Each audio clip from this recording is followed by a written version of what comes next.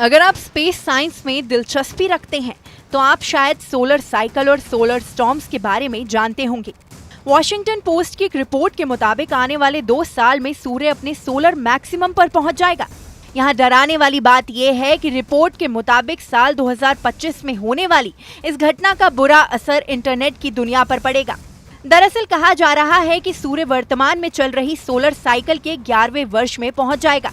सूरज के 11वें वर्ष में आने के बाद धरती पर सोलर मैक्सिमम यानी सौर अधिकतम की घटना घटेगी। जानकारी के अनुसार सोलर मैक्सिमम को सूरज की सबसे बड़ी गतिविधि माना जाता है। इसमें बहुत बड़ी संख्या में सनस्पॉट्स दिखाई देते हैं। इस दौरान सोलर इरेडियंस यानी सौर विकिरण का उत्पादन लगभग 0.07% तक बढ़ जाता है। आसान भाषा में समझने की कोशिश करें तो इस दौरान सूरज की ऊर्जा काफी ज्यादा बढ़ जाती है, जिसका असर पृथ्वी की वैश्विक जलवायु पर भी पड़ता है। इस दौरान सूरज सबसे ज्यादा एक्टिव होता है। माना जा रहा है कि इस बार सोलर मैक्सिमम काफी ज्यादा खतरनाक साबित हो सकता है। रिपोर्ट के मुताबिक पूरी पृथ्वी पर इसका असर पड़ेगा। इंटरनेट का तो सर्वनाश तक हो सकता है, यानी इंटरनेट ठप हो सकता है। गौरतलब है कि सौर अधिकतम के दौरान सूरज की ऊर्जा अपने चरम पर होती है। सूरज की मैग्नेटिक फील्ड भी बहुत ज्यादा मजबूत होती है। ये वही समय होता है जब सूरज की ऊर्जा बहुत ज्यादा बढ़ी हुई होती है और बड़े पैमाने पर सोलर स्टॉर्म्स यानी सौर तूफान आते हैं। इसके अलावा सौर विस्फोट होते हैं। कहा जा रहा है कि इस बार हमारी पृथ्वी पर विनाशकारी असर पड़ सकता है।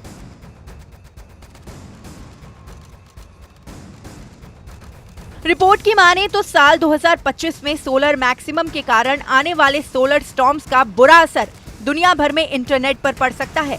स्पेस एजेंसी नासा की तरफ से बेशक इस पर अभी तक कुछ ना कहा गया हो, लेकिन सोलर मैक्सिमम का इतिहास खास अच्छा नहीं है।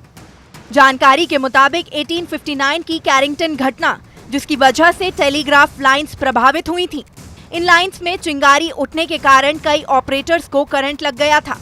वहीं 80 के दशक के अंत में यानी 1989 में सौर तूफान के कारण क्यूबेक पावर ग्रिड पर बुरा असर पड़ा था।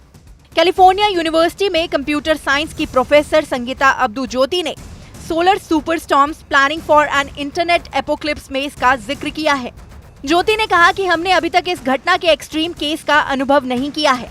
ऐसे में ये नहीं कहा जा सकता कि प्रतिक्रिया कैसी रहेगी। उन्होंने कहा कि हमारे फेलियर टेस्टिंग में भी ऐसे परिदृश्य शामिल नहीं है। उनका कहना है कि एक भीषण सौर तूफान से समुद्र के नीचे कम्युनिकेशन केबल्स पर असर पड़ सकता है।